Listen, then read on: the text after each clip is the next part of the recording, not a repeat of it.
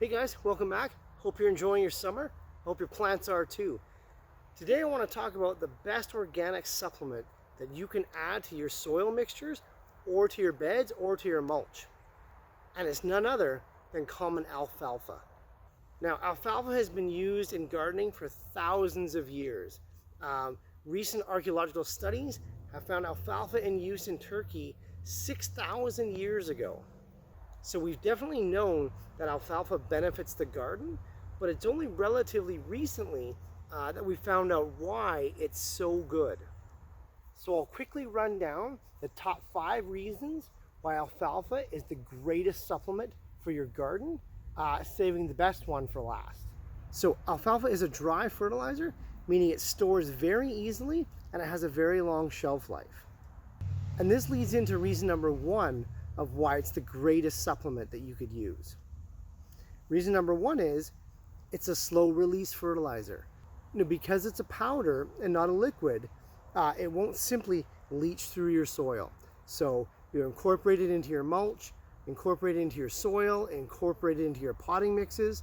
It won't leach through the soil, and it'll continue to release small amounts of nitrogen and macronutrients for much longer than a liquid fertilizer would.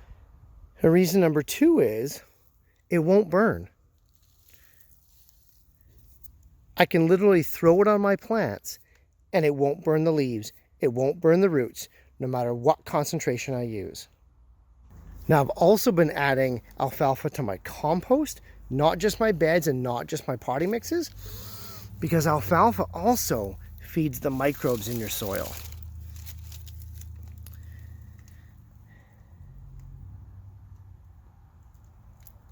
And so when you feed the microbes in your soil becomes a living organism.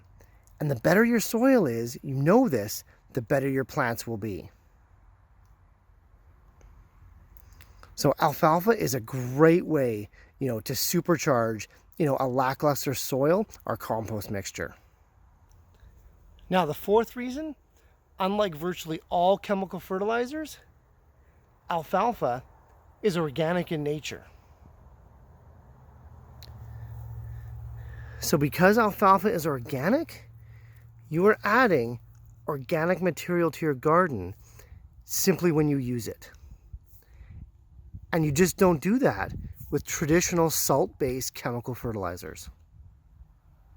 Now, besides being an excellent source of slow-release nitrogen, as well as an additional source of organic matter, alfalfa contains a long-chain ubiquitous alcohol. Now, this alcohol is actually a hormone, and it is a major growth stimulant, a natural growth stimulant. Now, it's known as 1-triacontanol.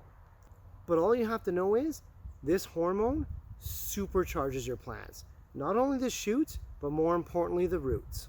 So it is fantastic to incorporate into soil mixes where you're planting new seeds, or where you're transplanting plants, or where you're moving plants on from smaller pots to bigger pots. So knowing that, let's look at the ways you can incorporate alfalfa into your garden. So you notice these 2 containers behind me? Now, they both contain the same product. This is alfalfa meal, this is alfalfa pellets. Now, all alfalfa pellets are alfalfa meal compressed together. So when you add water to these guys, they simply turn out to be the same thing. And if you look beside here, well, you can see my lettuce sprouting. These would be some of those kernels that got wet in the rain. And they just dissolve into the powder. So it doesn't matter which one you use. For bigger, more coarse applications, I'll use the pellets.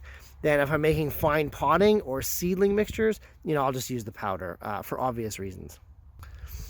So while we're here, we'll show you application number 1, and that's simply, incorporating into your mulch or into your top layer of soil.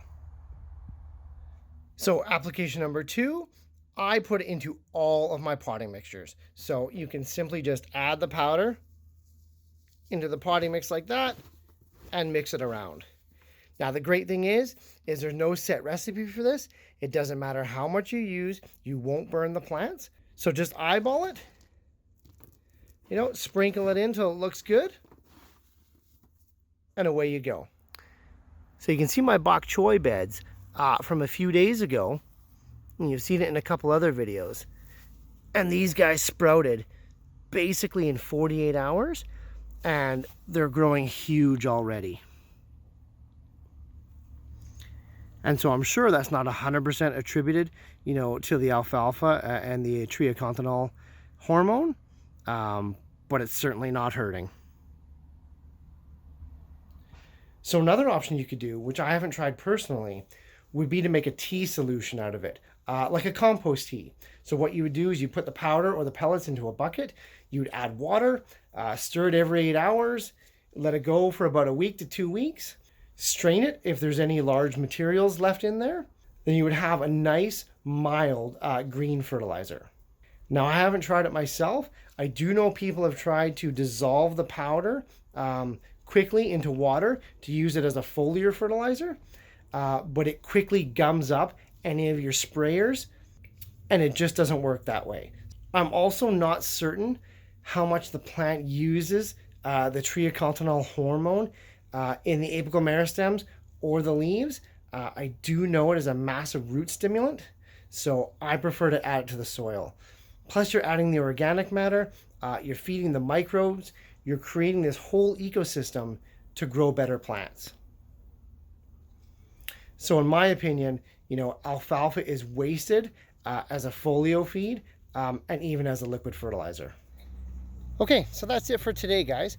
I just wanted to show you why I was using so much alfalfa in all my videos. I've had quite a few comments on it lately, and I thought it warranted a video unto itself. So as always, leave any questions or comments down below. Click subscribe if you haven't already. For those of you that have, I really do appreciate the support. Thanks, and I'll see you guys next time.